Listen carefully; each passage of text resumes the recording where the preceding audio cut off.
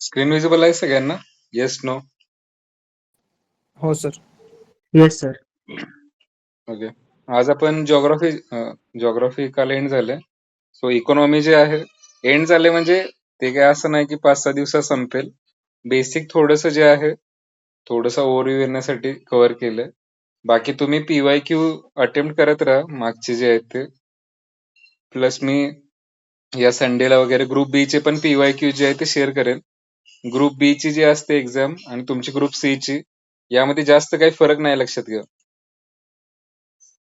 म्हणजे आधी एकच एक्झाम असायची 2 वर्षापूर्वी, आता बदल झालाय. सो प्रॅक्टिससाठी ते यूज करा. ग्रुप ए ची नका सॉल्व्ह करू, कॉज त्याची लेवल थोडीशी टफ असते. कारण का त्या परीक्षेसाठी तुम्हाला 2 तास असतं 100 प्रश्नासाठी. इथं तुम्हाला 1 तासात 100 प्रश्न आहेत. सो त्याप्रमाणे लेवल असते याची. ठीक आहे. आता यानंतर इकॉनॉमी जे आहे, अर्थव्यवस्था, याच्याबद्दल आता याची पण साधारणतः 10 ते 15 क्वेश्चन्स येतात. म्हणजे 15 क्वेश्चन पकडून चालू आपण, कारण त्यामध्ये बऱ्यापैकी काही करंट अफेअर्स इन्क्लुडेड असतात. सरकारच्या जी योजना आहेत त्याच्यावर सुद्धा फोकस असतो. सो ते ओव्हरलॅपिंग होतं, म्हणजे करंट अफेअर्स प्लस इकॉनॉमिक्स. कारण आपलं जे बजेट असतं महाराष्ट्र सरकारचं असेल किंवा भारताचं जे बजेट आहे, बजेटमध्येच योजना ज्या असतात, जसं की लाडकी बहीण योजना फॉर एक्झाम्पल आहे, किंवा प्रधानमंत्री जनधन योजना, जन आरोग्य योजना, या सगळ्या योजना ज्या आहेत त्या बजेटमध्ये डिक्लेअर केल्या जातात. कारण त्या योजनांसाठी पैसे जे लागतात त्याची तरतूद जी आहे ती बजेट जे असतं त्यामध्ये करावी लागते. ठीक आहे. तर आता पहिल्यांदा काय करू आपण, मागचे जे प्रिव्हियस इयर मधले मागच्या 2 वर्षांचे पेपर जे आहेत ते व्यवस्थित बघूया की कुठल्या लेवलचा अभ्यास करणं तुम्हाला अपेक्षित आहे ग्रुप सी च्या प्रिलियम साठी. आणि त्यानंतर मग जनरल डाऊट्स वगैरे असतील. मग उद्या काय करायचं, हे जे आपण बघितलेत इम्पॉर्टंट क्वेश्चन, त्याच्यावरून जे इकॉनॉमिक पॉइंट ऑफ व्ह्यू ज्या महत्वाच्या गोष्टी आहेत बेसिक ज्या माहितच पाहिजे तुम्हाला त्या बघायचं. आणि नंतर मग इंटरमिडिएट लेवलला आणखी थोड्याशा नेक्स्ट लेवलच्या गोष्टी बघूया आपण. ठीक आहे. सो आता 25चा जो पेपर आहे हे मी PDF ऑलरेडी शेअर केलेले आहे ग्रुपवर, म्हणजे 1 महिन्यापूर्वी शेअर केले. हे काही जण लेट जॉईन झाले असतील तर त्यांना परत एकदा शेअर करेन मी आज. स्टार्ट करूया. Just a second. ओके. हे बघा, आता हा जो 25चा पेपर जो झालेला आहे ग्रुप सी चा, तर त्यामध्ये आता हे ट्रान्सलेशन आणि आन्सर वगैरे टिक केलेले आहेत ऑलरेडी, जेणेकरून तुम्हाला काही सर्च करायला लागू नये कुठं. पण नंतर काय करायचं, ऑप्शन जे आहेत त्याचा सुद्धा स्टडी करायचा. ऑप्शनचा स्टडी म्हणजे काय, की जसं की आता या डेट्स दिलेल्या आहेत खाली. आता या डेट्स काही एवढ्या महत्वाच्या नाहीत खालच्या कोणतेही. 15 ऑगस्ट, 26 जानेवारी, हे बघा, हे फसवण्यासाठी अशा डेट्स दिलेल्या असतात. आता प्रश्न काय बघूया. First of all, NITI Aayog जो आहे त्याची स्थापना कधी झाली. आता बेसिकली एखादी ऑर्गनायझेशन जे आहे त्याला एस्टॅब्लिशमेंटला जर 10 वर्ष झाले असतील, मी कालच सांगितलं तुम्हाला सेशन संपताना, की सरकार जे आहे मोदी गव्हर्नमेंट ते 2014ला निवडून आलं. त्यानंतर 15-16 मध्ये त्यांनी खूप साऱ्या स्कीम्स लॉन्च केल्या होत्या, की ज्याला आता 2025 मध्ये 10 वर्ष पूर्ण होत आहेत. सो तुम्हाला करंट अफेअर्सचं पण मी जे इयर बुक शेअर केलं होतं 2 दिवसापूर्वी, त्याच्यामध्ये पण अशा योजना हायलाइट करायच्या की ज्या 2015-16 मध्ये लॉन्च झाल्या होत्या आणि आता त्याला 10 वर्ष पूर्ण होत आहेत. जेणेकरून त्या 10 वर्षामध्ये काय झालं बाबा, कोणती योजना जी होती ती सक्सेसफुल झाली, कोणती योजना जी आहे ती बंद पडली वगैरे. सो 10 वर्ष ज्याला कम्प्लीट होत आहेत ते मोस्टली सक्सेसफुल असतील योजना. आणि त्याच्यावर मग प्रश्न विचारतात. आता हे डेट विचारले डायरेक्ट याच्यात, की कधी नीती आयोगाची स्थापना झाली. आता ही योजना नाहीये बेसिकली. नीती आयोग म्हणजे काय आहे, तर मोदी सरकार जेव्हा आलं त्याच्या आधी काय असायचं, प्लॅनिंग कमिशन असायचं. म्हणजे दर 5 वर्षाचं प्लॅनिंग केलं जायचं, की या 5 वर्षामध्ये आपल्याला या गोष्टी अचीव्ह करायच्यात. म्हणजे आपला GDP जो असतो, हे थोडक्यात आपलं उत्पन्न जे आहे भारताचं ते 5%, 6%, 10% वाढवायचंय. त्यानंतर शिक्षणामध्ये हे करायचंय. असं ठरवण्यासाठी एक प्लॅनिंग कमिशन असायची. Planning commission. म्हणजे जेव्हा भारत आपला स्वतंत्र झाला आणि जेव्हा प्रजासत्ताक झाला 1950 मध्ये, ते 1951 पासूनच प्लॅनिंग कमिशन सुरू झाल्या होत्या. प्लॅनिंग कमिशन म्हणजे दर 5 वर्षामध्ये आपल्याला काय करायचंय त्याचा प्लॅन केलं जायचं. कारण सरकारचा लाईफ स्पॅन जो असतो तो 5 वर्षाचा असतो साधारणतः. निवडणुका ज्या आहेत त्या दर 5 वर्षांनी होतात. सो प्लॅनिंग कमिशनचं काम काय असायचं, की ते पुढच्या 5 वर्षाचा आराखडा बनवायचे आणि त्यानुसार आपल्याला काय-काय गोष्टी अचीव्ह करायच्या आहेत, ग्रोथ रेट बाकीच्या. तर ते अशा 12 प्लॅनिंग कमिशन होऊन गेल्यात आत्तापर्यंत. 12 प्लॅनिंग कमिशन. आता आत्तापर्यंत स्वातंत्र्यापासून मोस्टली काँग्रेसचं गव्हर्नमेंट होतं. मध्ये एक दोनदा काही जनता सरकार वगैरे किंवा अटल बिहारी वाजपेयींचं आलं होतं सरकार. पण त्याच्यामध्ये बऱ्यापैकी जो कालावधी आहे तो काँग्रेसच्या सरकारचं होतं. सो भाजप आल्यानंतर 2014 मध्ये त्यांनी हे प्लॅनिंग कमिशन बंद केलं आणि त्याच्याऐवजी हे नीती आयोग म्हणजे एक थिंक टँक आहे गव्हर्नमेंटचं. थिंक टँक म्हणजे काय?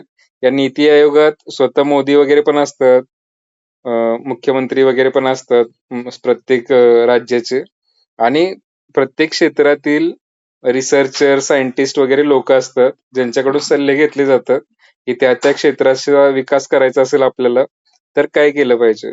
सो नीती आयोग बेसिकली काय करतं, अभ्यास करतं.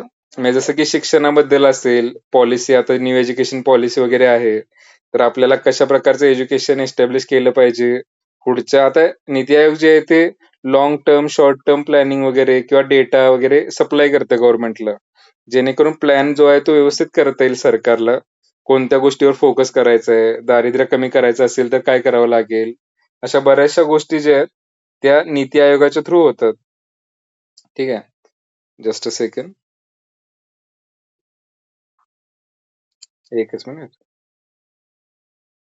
सो प्लॅनिंग कमिशन जे आहे ते बंद केलेलं आहे आता आणि त्याच्याऐवजी नीती आयोग ही ऑर्गनायझेशन स्टार्ट झाली. आता आपण मी जे उद्या सांगणार तुम्हाला यात परत नीती आयोग काय आहे, त्याच्यात कोणकोणत्या पोस्ट असतात, सीईओ कोण असतं, अध्यक्ष कोण असतात, बाकीच्या गोष्टी आपण डिटेल करू किंवा नीती आयोगाचे अहवाल कोणकोणते आहेत. जसं की वॉटर इंडेक्स वगैरे असतो त्याचा, त्यानंतर डेव्हलपमेंटशी रिलेटेड इंडेक्स वगैरे असतात नीती आयोगाचे. सो म्हणजे डेटा पब्लिश करतं आपल्याला कसं कसं करायचंय. पॉवर्टी इंडेक्स वगैरे असतात. प्रत्येक राज्याशी रिलेटेड स्टडी असतो. आता हा प्रश्नात विचारलाय काय तारीख.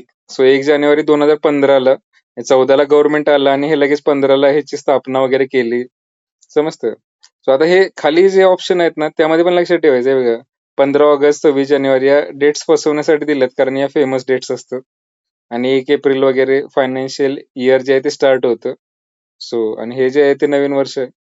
आता हा प्रश्न आलेला आहे. सो नीती आयोगाचा समजा यावर्षी काय क्वेश्चन आला, नीती आयोगाची स्थापना 1 जानेवारी 2016ला झाली होती. तर ते चुकीचं स्टेटमेंट असेल कारण इथं 15 आहे. सो ही गोष्ट परत विसरायची नाही आणि नीती आयोगाबद्दल डिटेलमध्ये स्टडी करायचं नंतर आपल्याला. जेणेकरून आपण जे म्हणतो की प्रिव्हियस इयर मधून जे क्वेश्चन रिपीट होतात किंवा त्याचा रेफरन्स घेतला जातो, तर ते अशा प्रकारे होतं. ते आपल्याला नंतर पुढे-पुढे कळेल आणखी रिपिटेशन कोणत्या टाइपमध्ये होतं. नेक्स्ट क्वेश्चन बघूया. दारिद्र्य रेषेच्या व्याख्येचे स्पष्टीकरण कोणत्या समितीने केलेलं आहे? आता दारिद्र्य रेषा म्हणजे काय असतं? Poverty line. समजा तुमचं रेशनिंग कार्ड जे आहे, पिवळं रेशनिंग कार्ड असतं, काही जणांचं केशरी, काही जणांचं पांढरं. सो दारिद्र्य रेषेखाली म्हणजे त्यांचं उत्पन्न जे आहे, मासिक उत्पन्न, ते एका ठराविक लिमिटपेक्षा पण कमी आहे. जेणेकरून ज्या बेसिक अन्न, वस्त्र, निवारा या ज्या बेसिक नेसेसिटी आहेत, त्या सुद्धा फुलफिल होऊ शकत नाहीत त्यांच्या इन्कममधून. अशा लोकांना बेसिकली दारिद्र्य रेषेखाली आहे असं म्हणतो आपण. Below poverty line, BPL family जे असतात, बिलो पॉवर्टी लाईन म्हणजे काय? बाबा समजा फॉर एक्झाम्पल असं म्हणलं आपण, की महिन्याला किमान 5 जणांचं कुटुंब चालवायचं असेल, तर साधारणतः ₹2,000 मिनिमम लागतात. असं आपण अझ्युम करून चालू. आता याचे नंबर आहेत. म्हणजे या ज्या समित्या आहेत ना, तेंडुलकर समिती आहे, रंगराजन समिती आहे. यांनी ग्रामीण भागासाठी, शहरी भागासाठी रोजचं इन्कम किती पाहिजे दिलेलं आहे त्यांनी, की ₹25 पाहिजे, 35, ₹42, ₹52 असं दिलेलं आहे हे. ठीक आहे. तर आपण असं अझ्युम करून चालू, की 5 माणसांचं कुटुंब आहे.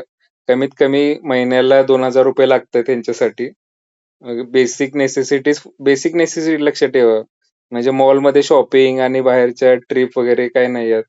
फक्त तुम्हाला 2 वेळेचं जेवण, थोडीफार औषधं काय असतील बेसिक, ठीक आहे. ताप आला तर किंवा मग कपडेसाठी थोडंसं असं बेसिक ज्या गोष्टी आहेत, त्या फुलफिल करण्यासाठी समजा 2,000 लागतात. काही जणांचं 2,000 पण इन्कम नसेल, तर ते बिलो पॉवर्टी लाईन येणार आणि बाकीचे जे आहेत ते अबोव्ह पॉवर्टी लाईन. सो हे निश्चित कुणी केलं की बाबा किती इन्कम असेल तर पॉवर्टी लाईनच्या खाली, ग्रामीण भागासाठी किती पाहिजे आणि त्यात कोणकोणते पॅरामीटर्स म्हणजे कपड्यासाठी किती असेल वेटेज, औषधासाठी किती, जेवणासाठी किती, घरासाठी किती. सो या गोष्टी 2 समिती आहेत बेसिकली या. तेंडुलकर समिती एक आहे आणि रंगराजन समिती. तेंडुलकर समितीनं सगळ्यात पहिल्यांदा त्या नंबर्स वगैरे दिले होते. पण ह्याचे नंबर थोडेसे कमी होते आणि त्यानंतर नेक्स्ट जी आली कमिटी, रंगराजन कमिटी, त्यानं आणखी 1-2 पॅरामीटर्स वाढवले.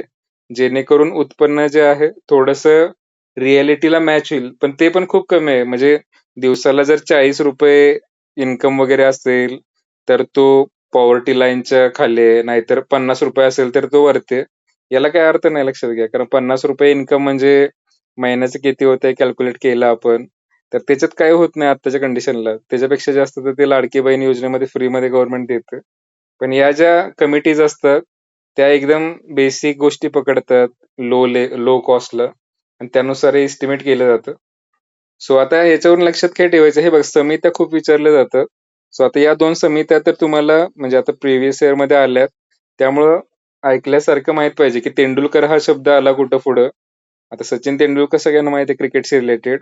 पण तेंडुलकर कमिटी जी आहे, ती दारिद्र्य रेषा जी आहे, किती उत्पन्न पाहिजे महिन्याचं, दिवसाचं, याचं जे थ्रेशोल्ड ठरवण्याची जी कमिटी आहे, ती तेंडुलकर कमिटी होती आणि त्यानंतर रंगराजन कमिटी. आता याचं आपण उद्यापासून जे लेक्चर घेणार त्यात काय बघायचं, तेंडुलकर कमिटीने किती रुपये सांगितले बाबा ग्रामीण शहरीसाठी, रंगराजननं किती सांगितले उत्पन्न, त्यानंतर कोणकोणते पॅरामीटर्स कन्सिडर केलेत हे माहित पाहिजे. ग्रुप ए ला ते विचारलं जातं, पण ग्रुप सी ला हे असं नुसतं नाव विचारलं बघा कोणते आहेत समित्या. जास्त डीप मध्ये जात नाहीत लक्षात ठेवा. ग्रुप सी ला समित्यांची नावं जरी माहित आहेत ती कशाची समिती आहे, तरी म्हणजे तरी तुमचा पर्पज आहे तो सॉल्व्ह झाला.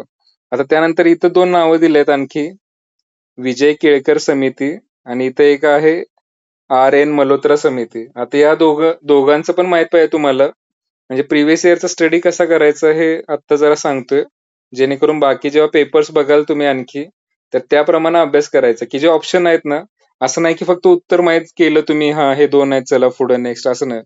तर यामध्ये जे ऑप्शन आहेत, आता विजय केळकर समिती जी आहे, ती फायनान्शियल रिफॉर्म म्हणजे वित्तीय सुधारणा ज्या केल्या जातात, वित्तीय सुधारणा. हे सरकारनं जे बजेट आहे बाबा, ते कशाप्रकारे वापरलं पाहिजे, खर्च कोणत्या गोष्टींवर केला पाहिजे, कर्ज कमी काढलं पाहिजे, याच्याशी रिलेटेड जी कमिटी आहे, वित्तीय सुधारणा, फायनान्शियल रिफॉर्म, तर ती विजय केळकर कमिटी आहे. आणि ही जी आहे आर.एन. मल्होत्रा कमिटी, ही रिलेटेड टू आपले जे इन्शुरन्स असतं, विमा कंपन्या वगैरे जे असतात, लाईफ इन्शुरन्स आहे, कार इन्शुरन्स, हेल्थ इन्शुरन्स, तर याच्या इन्शुरन्स संबंधी ही कमिटी आहे, विमा संदर्भात. विमा जो असतो आपला, इन्शुरन्स समजते ना सगळ्यांना सगळ्यांना. म्हणजे तुमची जर गाडी असेल टू व्हीलर तर त्याचा पण इन्शुरन्स कंपल्सरी असतो, थर्ड पार्टी का असेल ना. सगळ्यांना आवाज येतोय ना? Yes no? हो sir. Okay. Yes so sir. हे बघा, हे प्रिव्हियस इयर आता मी शीट शेअर केले ना तुम्हाला, तर त्याच्यामध्येच हे लिहून घ्यायचं साईडला. म्हणजे जर प्रिंटआउट काढायची खूप जास्त गरज नाही, कारण आता हे 75 पानाचे क्वेश्चन्स आहेत फक्त. पण याच्यातच जर नोट्स तयार केले ना तुम्ही साईडला, तर हे नंतर वापरता येतील चांगल्या, म्हणजे या नोट्स तुम्हाला अभ्यासासाठी.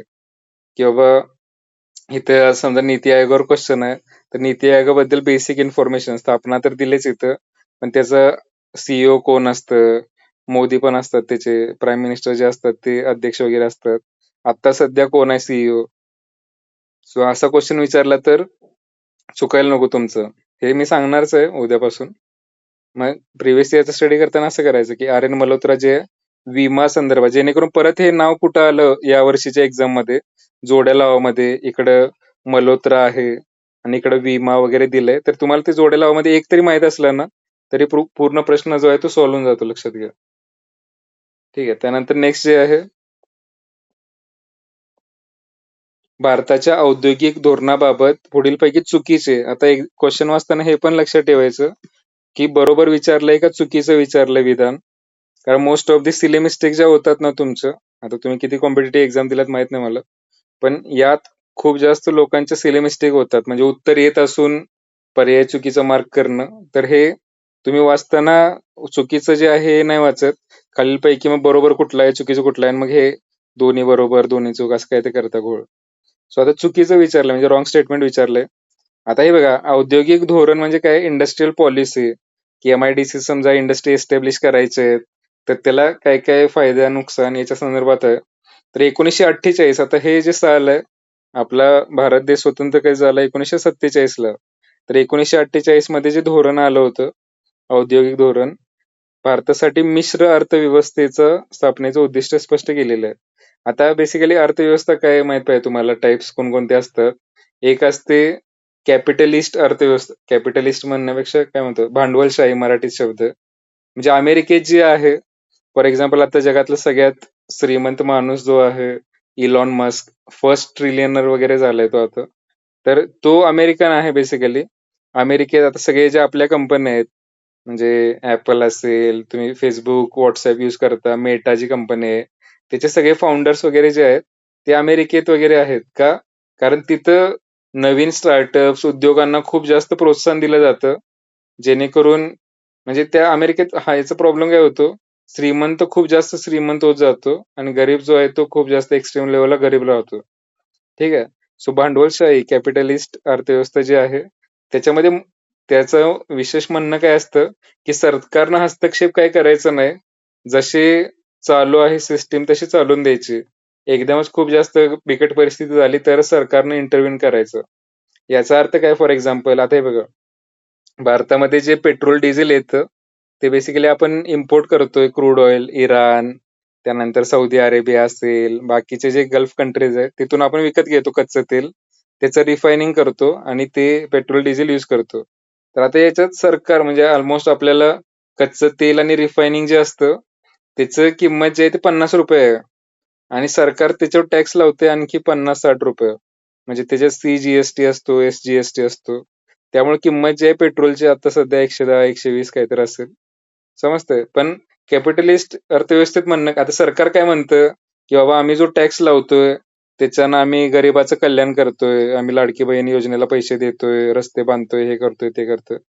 तर कॅपिटलिस्ट अर्थव्यवस्था जी आहे म्हणजे अमेरिकेमध्ये जे यूज होते, तर त्यांचं म्हणणं काय आहे, बाबा सरकारनं काय करायची गरज नाही असल्या गोष्टी. म्हणजे या सगळ्या गोष्टी करण्यासाठी ऑटोनॉमस इन्स्टिट्यूशन करता येतील. सरकारनं फक्त लोकांना त्रास होईल अशा गोष्टी, म्हणजे जसं की गुन्हेगारी वाढू नये किंवा बाकी किरकोळ ज्या बेसिक नेसेसिटीज आहेत, टॉयलेट वगैरे किंवा गटर वगैरे, या गोष्टींकडे लक्ष द्यावं. टॅक्सेशन वगैरे खूप जास्त करू नये, की ₹50 तुम्ही टॅक्सेस लावताय ₹50 पेट्रोलवर, किंवा इव्हन तुम्ही आता कधी गाडी वगैरे भविष्यात घेतली, फोर व्हीलर, समजा गाडीची खरेदी किंमत तुम्ही जर 12 लाख असेल ना, तर ऍक्च्युअल प्राइस गाडीची मॅन्युफॅक्चरिंग 6 लाखच असते. हे CGST ₹1.5 lakh, SGST 1.5 lakh, road tax 1.5 lakh, अशा फालतू दुप्पट होते त्यानं किंमत. आणि सरकार काय सांगतं, की आम्ही बाबा हे लोकांसाठी पैसे वापरतोय वगैरे.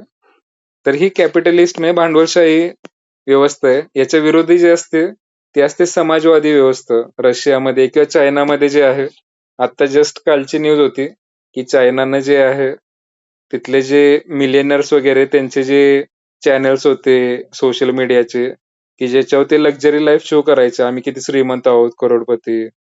जसं की मिस्टर बीस्ट वगैरे समजा युट्यूबर आहे, तर तो असं काहीतरी सारखं चालू असतं फॅन्सी काहीतरी. तर चायनानं काय केलं, एका दिवसात सगळे तसले जे चॅनल होते चायनामधले, ते सगळे डिलीट करून टाकले. सोशल मीडिया अकाउंट त्यांचे सस्पेंड केले. आता हा अधिकार चायनामध्ये आहे गव्हर्नमेंटला. कारण तिथलं जे गव्हर्नमेंट आहे ते सोशलिस्ट टाईपमध्ये येतं, समाजवादी. सो चायनामध्ये तुम्ही ऐकलं असेल, की असं चायना डेव्हलप तर आहे खूप जास्त, बट तिथं तुम्ही अमेरिकेसारखे इलॉन मस्क किंवा बिल गेट्स वगैरे, जेफ बेझोस अशी माणसं चायनातली ऐकली नाहीत तुम्ही. फक्त तो अलिबाबाचा फाउंडर सोडला तर. कारण का, तिथं जे आहे गव्हर्नमेंटचं रेग्युलेशन खूप जास्त आहे. सरकारचा कंट्रोल जो आहे तो खूप जास्त आहे. आणि सरकार तिथं चांगल्या पद्धतीने थोडं काम, भलेही तिथं म्हणजे आपल्या इतकं स्वातंत्र्य नाही, लक्षात घ्या. चायनामध्ये कुठलेही तुम्ही ऍप युज नाही करू शकत. चायनाचे स्वतःचे ऍप असतात प्रत्येकाचे. टिकटॉक बिकटॉक चायनाचे व्हर्जन, युट्यूबचं पण चायनाचं व्हर्जन असतं स्वतःचं. बाहेरचं युट्यूब जे आहे आपण जे बघतो ते चायनामध्ये नाही दिसत लोकांना. सेन्सॉरशिप खूप जास्त आहे, गव्हर्नमेंटचा कंट्रोल खूप जास्त आहे तिथं. आता इंडियामध्ये जी अर्थव्यवस्था आहे ती या दोघांचं मिश्रण आहे, लक्षात घ्या. म्हणजे एकदम कॅपिटलिस्ट पण नाहीये की फ्री मार्केट इकॉनॉमी, की जसं चाललंय अंबानी खूप जास्त श्रीमंत बनतोय तर त्याला बनवू द्या आणि बाकीच्यांचं हे करा. किंवा चायनासारखं पण नाहीये एकदम की बाहेरचे सगळे ऍप बॅन आहेत, सरकार पूर्णपणे कंट्रोल करते आपल्यावर, असं पण नाहीये.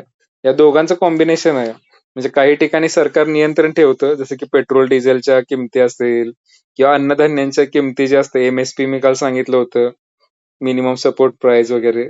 काही गोष्टी सरकार कंट्रोल करतं आणि काही गोष्टी फ्रीली सोडतं आपोआप होण्यासाठी. सो मिक्स इकॉनॉमी जे आहे, मिश्रित अर्थव्यवस्था, ती इंडियामध्ये आहे. आता सध्या पण तीच आहे, लक्षात घ्या. पूर्णपणे फ्री पण नाहीये सगळं, म्हणजे पूर्णपणे अमेरिकेसारखं पण नाहीये सगळ्यांना फ्री हँड, आणि चायनासारखं पण स्ट्रिक्ट रेग्युलेशन नाही, लक्षात घ्या. की सगळे तुमचे सोशल मीडिया अकाउंट जे आहे त्याच्यावर गव्हर्नमेंटचा कंट्रोल आहे. काही ठिकाणी गव्हर्नमेंट करू शकतं कायद्यानुसार, पण बाकी ठिकाणी तुम्हाला फ्रीडम आहे. सो हे जे स्टेटमेंट आहे पहिलं, ते बरोबर स्टेटमेंट आहे, लक्षात घ्या. समजतंय? आता सध्या पण मिश्र अर्थव्यवस्था आहे भारतामध्ये. आणि मी ज्या दोन सांगितले तुम्हाला, एक असतं भांडवलशाही कॅपिटलिस्ट आणि दुसरं आहे समाजवादी सोशलिस्ट असतं. याच्यामध्ये जे आहे ते मिक्स्ड इकॉनॉमी येतं जी भारतामध्ये आहे. आणि बऱ्यापैकी देशामध्ये तशीच असते, मिश्रच असते. एकदम सोशलिस्ट पण नसते, लक्षात घ्या. पूर्णपणे सरकारचंच कंट्रोल आहे आणि बाकी कोणच काही करू शकत नाही असं नसतं. आणि अमेरिकेत पण टोटली एकदम कॅपिटलिस्ट आहे, प्युअर असं पण नाहीये. डोनाल्ड ट्रम्प काहीतरी डिसिजन घेतो मध्येच रॅन्डम, आणि थोडंसं इंटरफिरन्स असतं गव्हर्नमेंट सुद्धा. टॅक्सेशन वगैरे पण अमेरिकेत खूप जास्त आहे, खूप जास्त तुम्ही श्रीमंत असाल तर. सो या गोष्टी पण आहेत. सो जगातल्या बऱ्यापैकी अर्थव्यवस्था ज्या आहेत त्या मिक्स मध्ये येतात. पण आता अमेरिकेचं जर सांगायचं झालं तर कॅपिटलिस्ट ओरिएंटेशन जास्त आहे. चायना सांगायचं झालं किंवा रशियाचं सांगायचं झालं तर सोशलिस्ट ओरिएंटेशन त्यांचं जास्त आहे. त्यानंतर नेक्स्ट काय बघा स्टेटमेंट. म्हणजे आता हे बरोबर जर असेल आणि तुम्हाला चुकीचं विचारलंय, सो आता हे बरोबर आहे म्हणलं हा पर्याय गेला, हे बरोबर आहे म्हणलं हा पर्याय गेला. आता वरील सर्व चुकीचे जे आहेत असं दिलंय ह्याचा अर्थ. पण हे तर बरोबर आहे, म्हणजे हा पर्याय पण कॅन्सल. म्हणजे खालची दोन वाक्य न वाचता तुम्ही उत्तरावरती आला. समजतंय का मी काय सांगतोय? Yes no. Yes sir. म्हणजे एक्झाम मध्ये कमी टाइम मध्ये सोडवायचं जर असेल पेपर, आता हे असं जरी असेल डायरेक्ट उत्तरावर येत असेल तरी पण एक्झाम मध्ये हे नाही करायचं की बाबा, मी आता सांगताना सांगतोय की बाबा एक ऑप्शन जरी तुम्हाला कळालं व्यवस्थित, हा बरोबर आहे, मिश्र अर्थव्यवस्था आहे, तर या एका वाक्यावरून तुम्ही उत्तरावर पोहोचू शकता. म्हणजे गरजेचं नाही खालची दोन्ही वाक्य तुम्हाला माहित असतील किंवा त्याचं उत्तर माहित आहे. कसं पोहोचला तर हे बरोबर आहे आणि तुम्हाला चुकीचं विचारलंय. Just a second. Screen visible आहे का?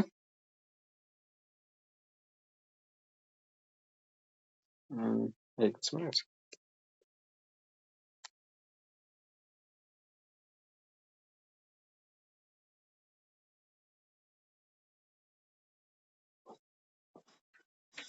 आवाज येतोय सगळ्यांना? Yes no. हॅलो. आता येतो. हा ओके, मध्येच आता येतो इंटरनेट सर. कनेक्शन एकदम लॉस झालं होतं दोन्हीच. लॅपटॉपवर पण काही दिसत नव्हतं. मग ठीक आहे, आता दिसतंय स्क्रीन, आवाज येतोय सगळ्यांना? Yes no.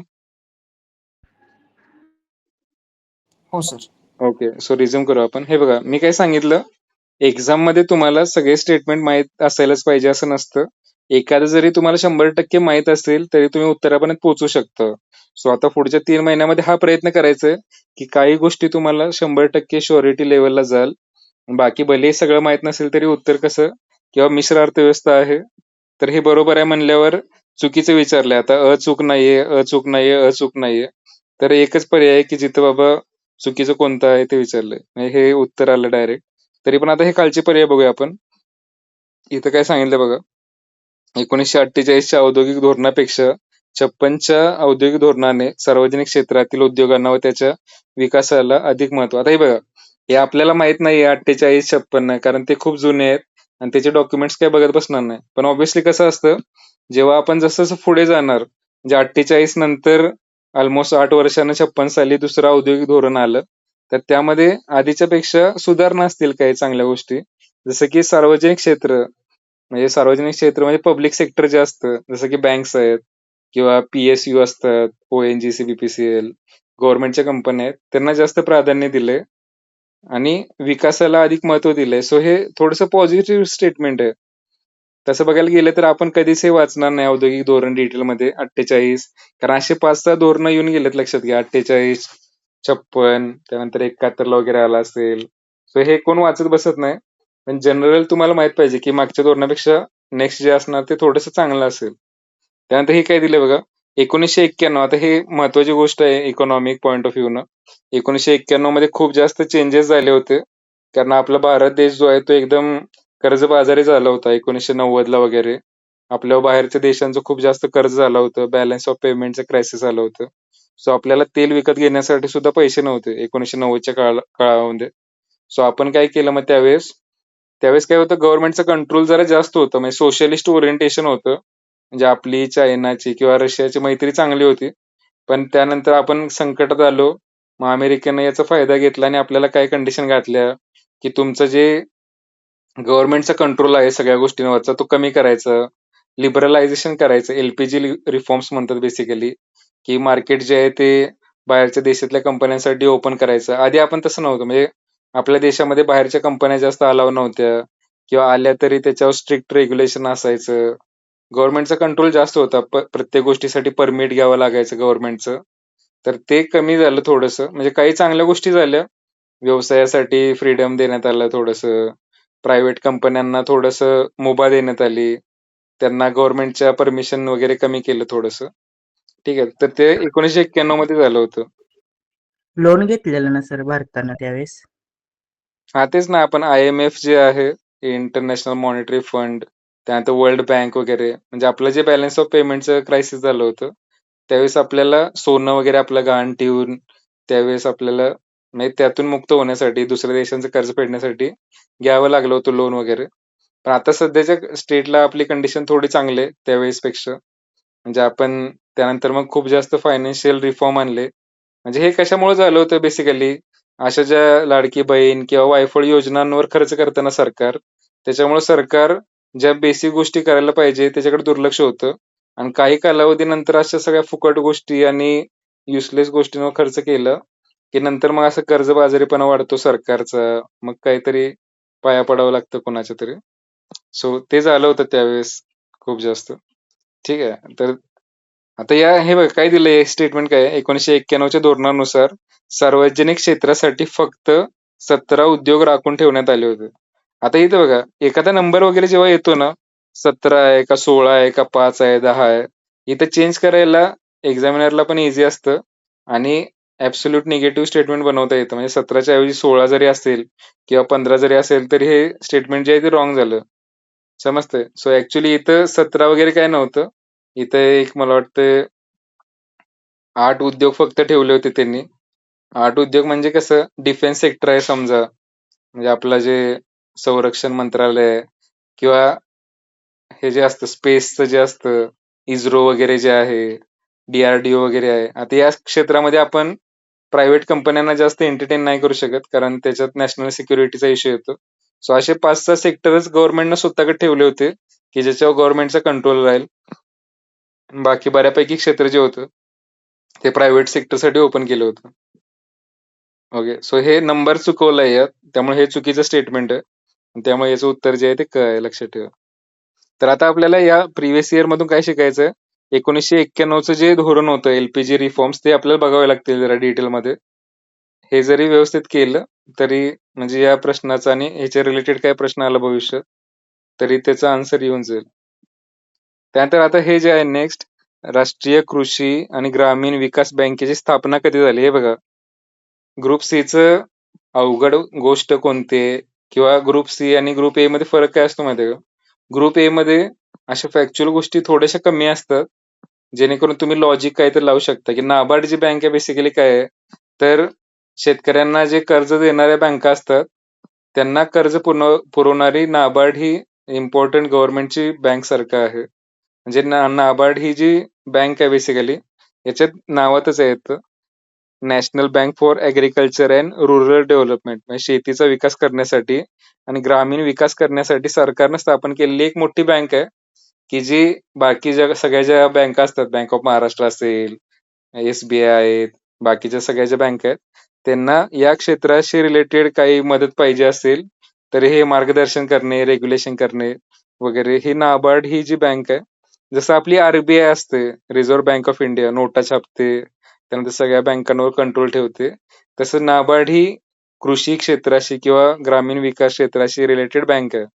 तर याची स्थापना कधी झाली विचारलं फक्त. समजतंय? म्हणजे बाकी काही नाही विचारलं, हे कुठल्या सेक्टरचे आहे, काय त्याचं हे आहे वगैरे, त्याचे अध्यक्ष कोण आहेत. सो स्थापना कधी झाली? आता याच्यामध्ये पण बघा, हे जे आहेत 1935 म्हणजे भारत स्वतंत्र व्हायच्या आधीची तारीख आहे ही. त्यानंतर आता ही 1 मे 1960 कोणती तारीख आहे सांगा बरं? महाराष्ट्राची स्थापना जेव्हा महाराष्ट्र झाली, स्थापना. महाराष्ट्र दिन जो आहे, म्हणजे संयुक्त महाराष्ट्र वगैरे, महाराष्ट्र वेगळा जो झाला गुजरातपासून, ती तारीख आहे ही. 2 ऑक्टोबर गांधी जयंती असते. काय सांगतो समजतंय? म्हणजे हे कसं असतं, आता हे लास्टच्या मी महिन्यात सांगेन तुम्हाला या गोष्टी. मी जसं आधी एकदा सांगितलं होतं 1 महिन्यापूर्वी, की जरी तुम्हाला माहीत नसेल काय, ट्रिक वगैरे वापरून पण तुम्ही आन्सर पोहोचू शकतं. Logical tricks. आता हा 12 जुलै काही विशेष दिवस नाही लक्षात घ्या. म्हणजे आता तुम्हाला हे ही बँकचं माहीतच पाहिजे स्थापना. RBIची स्थापना माहीत पाहिजे. त्यानंतर काही महत्त्वाच्या इन्स्टिट्यूशन्स आहेत, त्याची स्थापना पाठच पाहिजे तुम्हाला लक्षात घ्या. पण जर माहीत नाहीये समजा एखाद्याला, तरी पण उत्तर कसं काढायचं? तर 1 एप्रिल मगाशी पण आलं होतं बघा तारीख. 1 एप्रिल का तारीख येते? आर्थिक वर्ष जे असतं ते 1 एप्रिलपासून स्टार्ट होतं लक्षात घ्या. म्हणजे बँकांचं जे आर्थिक वर्ष आहे, ते 1 एप्रिल ते 31 मार्च असतं लक्षात घ्या. समजतंय? सो 1 एप्रिल मगाशी पण आली होती, 1वी तारीख आहे ही. त्यानंतर 2 ऑक्टोबर गांधी जयंती आहे, सो ते पण आलं. आणि 1 मे 1960 तर महाराष्ट्राच्या स्थापनेचा दिवस आहे. सो या रँडम ज्या बाकीच्या येतात, हे उत्तर आहे लक्षात घ्या 12 जुलै. आता असं जर केलं असतं ह्यानी 12 जुलै, 13 जुलै, 14 जुलै आणि इथं 15 जुलै असतं आणि सगळं 1982 असतं ना, कोणाला सुटलं नसतं. हां. समजतंय? कारण का सगळ्यांना फक्त 1982 माहीत असतं. पण एक्झॅक्ट हे 10, 11, 12, 13 हे कोणाला लक्षात ठेवता येणार नाही. कारण आपण काय नाबार्डमध्ये कामाला नाही, की दरवर्षी त्याचा स्थापना दिवस आहे आणि आपण सेलिब्रेट केलंय वगैरे. अशा 100 ऑर्गनायझेशन्स आहेत आणि त्याच्या डेट्स वगैरे लक्षात ठेवणं खूप अवघड आहे. समजतंय? सो 1982 माहीत असतं सगळ्यांना हे. आता 82-82 2 ठिकाणी आले बघा इथं पण. फसवण्यासाठी देतात. समजा तुम्हाला 82 माहीत आहे, तर घ्या मग आता या दोघांमध्ये तुम्ही लावा डोकं असं. पण त्यात पण 2 ऑक्टोबर गांधी जयंती आहे. त्यामुळे ही 1वी तारीख आहे आणि हे 12 जुलै जे आहे ते याचा आन्सर आहे. सो मग या प्रश्नावरून काय शिकला तुम्ही? की नाबार्ड सारख्या आणखी ज्या महत्त्वाच्या संस्था आहेत, जसं की सेबी आहे. सेबी म्हणजे तुमचं जे शेअर मार्केट आहे सगळं, ते कंट्रोल करणारी जी ऑर्गनायझेशन आहे, securities and exchange board of India. त्यानंतर RBI आहे. आता ही जी 1 एप्रिल 1935 तारीख आहे ना, ही बेसिकली RBI जो आहे, रिझर्व्ह बँक ऑफ इंडिया, जी नोटा छापते आपल्या आणि बँकांवर कंट्रोल करते, त्याच्या स्थापनेची ही तारीख आहे.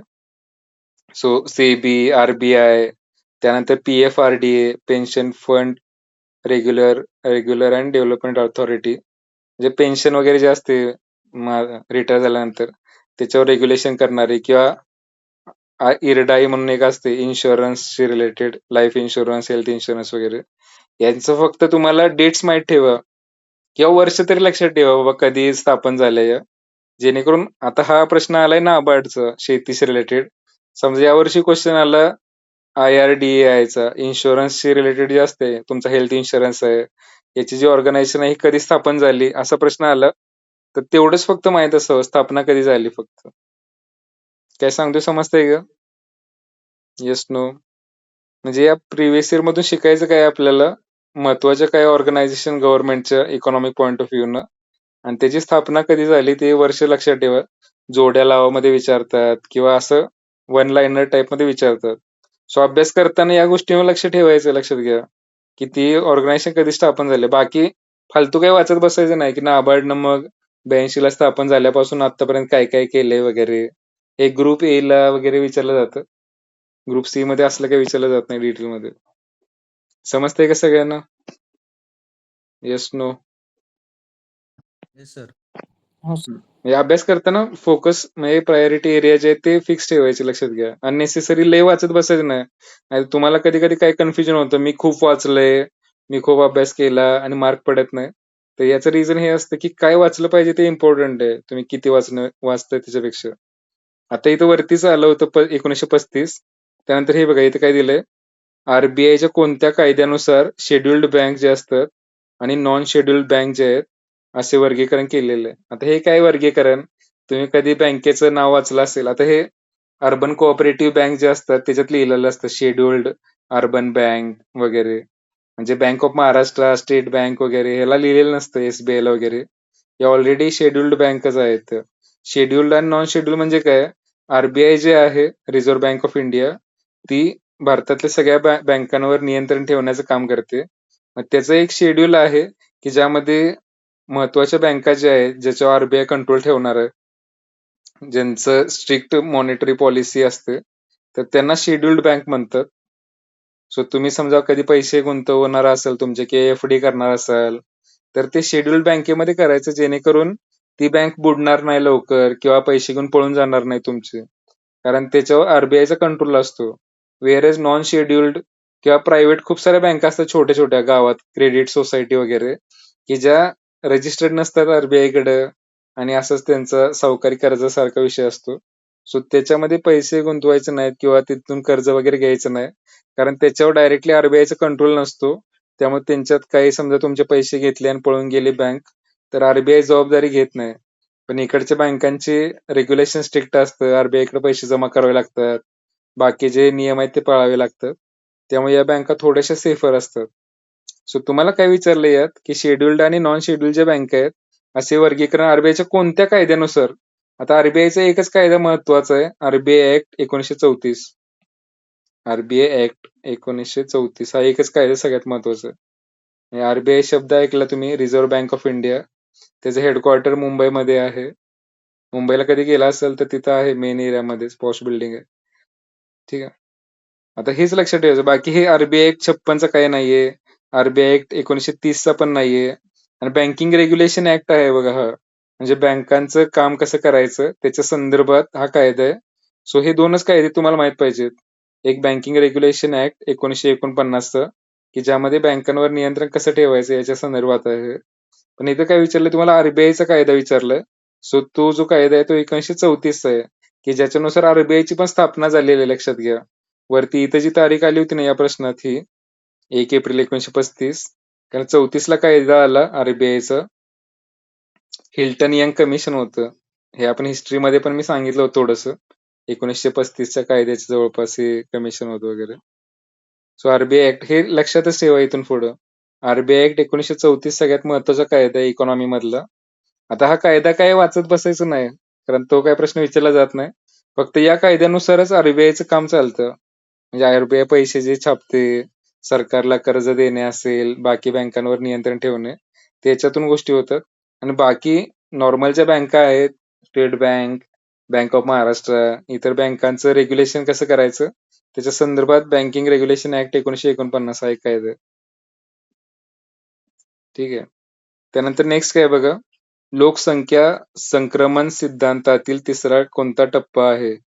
आता हे जे आहे, आता इंग्लिशमध्ये जर याचं ट्रान्सलेशन केलं, डेमोग्राफिक ट्रान्झिशन थिअरी काय आहे आणि त्याच्या स्टेजेस काय असतात? स्टेजेस म्हणजे टप्पे असतात त्याचे 1, 2, 3, 4. ठीक आहे. आता हे थोडंसं सांगतो आता, कारण हे जास्त परत असं कुठे जास्त वाचण्यात येत नाही किंवा इकॉनॉमी कोर जेव्हा वाचतो आपण एन-सी-आर-टीमध्ये वगैरे, तेव्हा या गोष्टी असतात. पण याचं डिटेलमध्ये नोट्स वगैरे कोण बनवत बसत नाही हे. कारण मग हे खूप मायक्रो लेव्हलला चाललं. तुम्ही यू-पी-एस-सी करत असाल तर त्या लेव्हलला या बेसिक गोष्टी माहीत पाहिजे.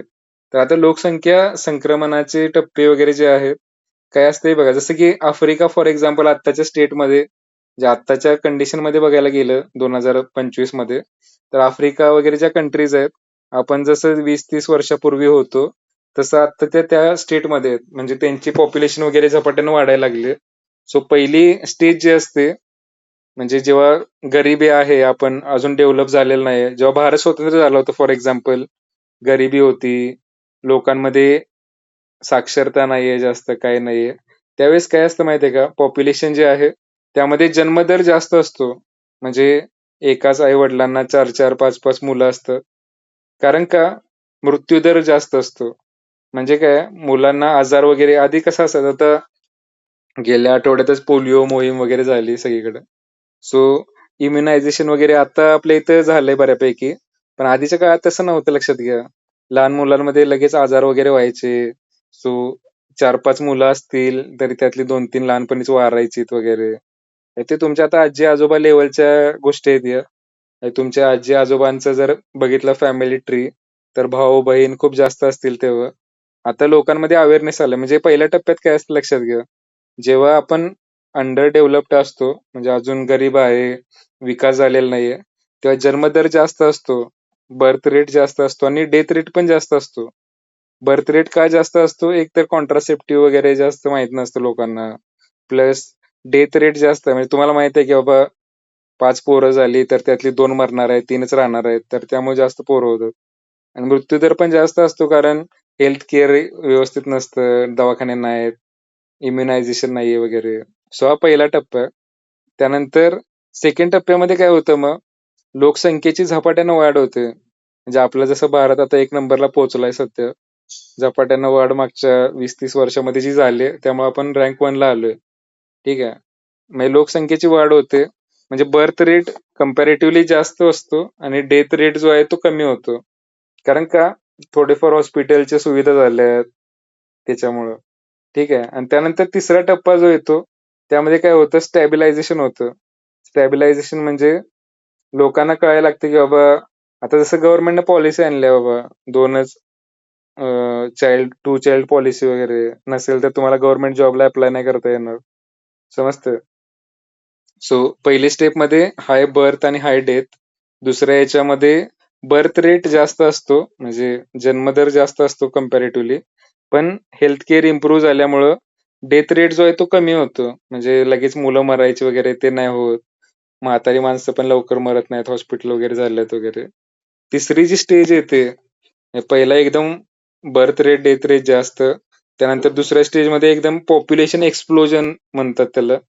लोकसंख्येचा विस्फोट झाला, एकदम जास्त पॉप्युलेशन झाली.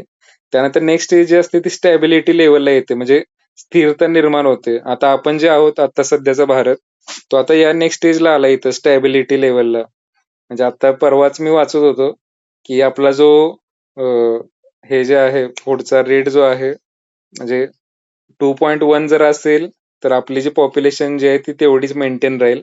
पण आपला जो रेट आहे पॉप्युलेशन किंवा फर्टिलिटी रेट जो आहे, फर्टिलिटी रेट म्हणतात, तर तो 2च्या खाली गेलेला आहे. त्यामुळे आता जी लोकसंख्या आहे आपली, ती परत आता कमी होत जाणार भविष्यामध्ये. म्हणजे आता आपण 140 असेल समजा 140 कोटी, तर भविष्यामध्ये असं नाही की परत 200 कोटी वगैरे जाईल. तर ते आता आपण डेव्हलप कंट्री जेव्हा होईल थोडंफार, तेव्हा परत कमी-कमी होत जाणार लोकसंख्या. कारण लोकांमध्ये अवेअरनेस येणार आणि गोष्टी एवढ्या महाग होत चालल्यात, की एक मुलगा सांभाळायचं पण अवघड होणार आहे. चायनामध्ये तसं आहे. चायनामध्ये मध्ये आपण जसं आता 1 नंबरला आलोय ना लोकसंख्येमध्ये, तसं चायनानं 10-15 वर्षापूर्वीच वन चाइल्ड पॉलिसी केलं होतं. एकच मुलगा वगैरे. लोकांवर कंपल्शन केलं होतं. आणि चायनाचं मी सांगितलं, गव्हर्नमेंट म्हणाल तसंच करायला लागतं तिथं. आपल्यासारखं आंदोलन वगैरे काही चालत नाही. सो आता चायनामध्ये प्रॉब्लेम काय झालं, की वन चाइल्ड पॉलिसीमुळे काय झालं, लोकसंख्या कमी झाली, तरुण पॉप्युलेशन कमी आहे, म्हाताऱ्यांची संख्या जास्त झाली तिथं. सो म्हाताऱ्यांसाठी केअर गिव्हिंग आणि बाकीच्या गोष्टींसाठी लोकच नाहीयेत तिथं आता यंग. सो आता सरकार प्रमोट करायला लागले, की आता 2 चाइल्ड करा, 3 चाइल्ड करा. पण आता एक जनरेशनचा जर गॅप झाला, की लोकांना ती गोष्ट निगेटिव्ह वाटते. म्हणजे आता समजा तुम्हाला कोणीतरी सांगितलं, की 4 मुलं असायला पाहिजेत. तर तुम्ही हसणार त्याला, की यार 4 मुलं कुठं असतात का एवढ्या जास्त वगैरे. कारण तुम्हाला आता सवय झाली आहे प्रत्येक ठिकाणी 2च असतात किंवा 1च असतं. समजतंय आणि चायनामध्ये कॉस्ट ऑफ लिव्हिंग वगैरे जास्त आहे. म्हणजे शहरात राहण्याचा खर्च वगैरे जास्त आहे. सो लोकांना ते परवडत पण नाही 2 मुलं, 3 मुलं आता सध्याच्या कंडिशनला. त्यामुळे चायनीज गव्हर्नमेंट प्रमोट करते आता सध्या 2 मुलं करा, 3 करा. पण लोकं आता मानसिकता राहिलेली नाही तशी. सो इंडियामध्ये पण तसं होऊ शकतं भविष्यामध्ये. जसं की आता मध्य प्रदेश सरकारने गेल्या महिन्यातच निर्णय घेतलाय, की आता आपल्या महाराष्ट्रात पण कसं आहे, जर तुम्हाला 2च्या वर मुलं असतील तर गव्हर्नमेंट जॉबला आता आर-टी-ओ तुमचं काही लग्न-बिग्न झालं नसेल कोणाचं बऱ्यापैकी. तर तुमचे समजा 2 पेक्षा जास्त मुलं असतील तर तुम्हाला अप्लाय करता येणार नाही या पोस्टला. गव्हर्नमेंट जॉबला कोणत्याच. आता ते राज्य स्पेसिफिक आहे. एमपीएससी आपल्या महाराष्ट्र स्टेटचं आहे. तसं मध्य प्रदेश सरकारमध्ये तसं होतं. पण त्यांनी आता तो कायदा बंद केलेला आहे. म्हणजे तुम्हाला 3 जरी मुलं असतील तरी आता अप्लाय करू शकता तुम्ही. कारण सगळ्यांना ते रिअलाईज व्हायला लागले हळूहळू, की जर पॉप्युलेशनवर स्ट्रिक्ट कंट्रोल राहिला तर निगेटिव्ह पॉप्युलेशन. आणि परत जपानमध्ये आता तसं झालं, की त्यांची पॉप्युलेशन डिक्लाइन स्टेजमध्ये आहे खूप. म्हणजे निगेटिव्ह यात हे ठीक आहे, एवढं बेसिक इन्फॉर्मेशन ठीक आहे. जास्त प्रत्येक देशाचं डिस्कस नको करायला. काही काही टप्पे आहेत. पहिल्या याच्यात हे असतं, जन्मदर मृत्यूदर दोन्ही जास्त. दुसऱ्या याच्यात जन्मदर म्हणजे लोकसंख्या झपाट्याने वाढते, म्हणजे जन्मदर जास्त असतो, मृत्यूदर कमी होतो हॉस्पिटल वगैरे झाल्यामुळं. तिसऱ्या टप्प्यात काय होतं, तर दोन्ही ज्या गोष्टी आहेत, म्हणजे जन्मदर वगैरे जो आहे तो स्टेबल स्टेबल रेटला येतो. म्हणजे आता जे वाढत चाललंय खूप, मी जसं सांगितलं भारताचं आता आलंय की 2.5 किंवा म्हणजे आधीचा जो बर्थ रेट होता त्याच्यापेक्षा बर्थ रेट कमी होतो. म्हणजे लोकसंख्या आधी जर 3-4 मुलं व्हायची तर आता 2च होत आहेत वगैरे. आणि हे जे आहे पॉप्युलेशन डेथ रेट वगैरे जो म्हणतो तो पण कमी असतो. आणि शेवटची टप्पा आहे ना, जे आता जपान वगैरे कंट्रीज त्या टप्प्यात गेलेले आहेत, की पॉप्युलेशन डिक्लाइन सुरू होते. म्हणजे बर्थ रेट पण कमी झालाय. बर्थ रेट कमी झाल्यामुळं 2चा रिप्लेसमेंट रेशो पाहिजे, म्हणजे 2 मुलं वगैरे. त्याच्यापेक्षा कमी गेला तर लोकसंख्या डिक्लाइन होते. सो हे 4 टप्पे असतात. दोन्ही जास्त असणं, त्यानंतर बर्थ रेट जास्त, डेथ रेट कमी, एक्सप्लोजन होणं, त्यानंतर स्टॅबिलिटी आणि त्यानंतर डिक्लाइन. सो जपान, इटली या स्टेटमध्ये आहेत पुढं. आपण इथं आहे आता सध्या. आणि आफ्रिकन ज्या कंट्रीज आहेत, त्या इकडे आहेत एक्सप्लोजनच्या कंडिशनमध्ये. जेव्हा आपण लोकसंख्येचा विस्फोट आपल्या इकडे जसं झाला मागच्या 20 वर्षात, आता आफ्रिकामध्ये ते स्टेट आहे आता सध्या. त्यांची लोकसंख्या वाढणार. म्हणजे भविष्यामध्ये आता आपण जे म्हणतोय बाबा भारत महासत्ता होणार हे ते, तसं काही वर्षांनी आफ्रिकेकडे लोक बघणार, की तिथली पॉप्युलेशन जास्त आहे. सो रिसोर्स वगैरे जास्त आहे. त्यांना ग्रोथची अपॉर्च्युनिटी वगैरे आहे. ठीक आहे. सो ह्याच्यातलं उत्तर कुठलं आहे, की हे पहिली स्टेज आहे. आपल्याला तिसरा टप्पा विचारलाय, की ज्याच्यामध्ये बर्थ रेट जो आहे तो कमी होतो आणि डेथ रेट जो आहे तो पण कंपॅरेटिव्हली लेस असतो. सो जन्मदरात लक्षणीय घट होते. म्हणजे बर्थ रेट कमी होतो इथं आणि डेथ रेट पण कमी होतो. मृत्यूदरात वाढ होत नाही, लक्षात घ्या. म्हणजे लोक मरायला लागली वगैरे असं नाही होत. जेव्हा डेव्हलप होणार आपण, हेल्थ केअर पण चांगलं असणार. सो लोक मरण्याचं म्हणजे आपलं लाईफ स्पॅन वाढणार, लक्षात घ्या थोडक्यात. म्हणजे आधीच्या काळात समजा एखादा माणूस लगेच पण ॲव्हरेज लाईफ स्पॅन जे असायचं ते 50-60 असेल समजा, तर आता ते वाढून 70 वगैरे असं होऊ शकतं. मेडिसिन्स आता हे म्हणायला झाले या गोष्टी, औषधं आलेत, मेडिसिन आले. पण तेवढंच जास्त पेस्टिसाइड, खतं-बितं, हवेचं पोल्युशन वगैरे. सो सगळं गणित तिथंच येतं परत.